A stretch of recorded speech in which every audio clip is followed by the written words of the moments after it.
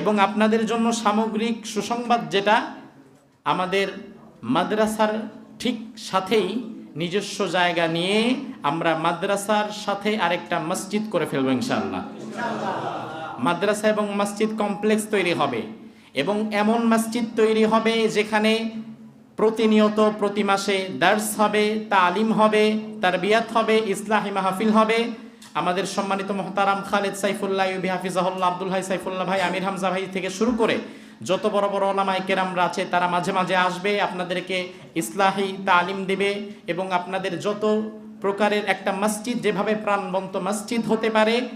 এমন একটি প্রাণবন্ত মসজিদ এখানে আমরা প্রতিষ্ঠা করব বলে আমরা বহুকাল ধরেই আমরা চেষ্টা করেছি এবং আল্লাহ তাআলার কাছে দোয়া করেছি। অবশেষে বাংলাদেশের ধনী মানুষদের মধ্যে যদি আপনি সিরিয়াল করেন, এর মধ্যে অন্যতম একজন যিনি থাকবেন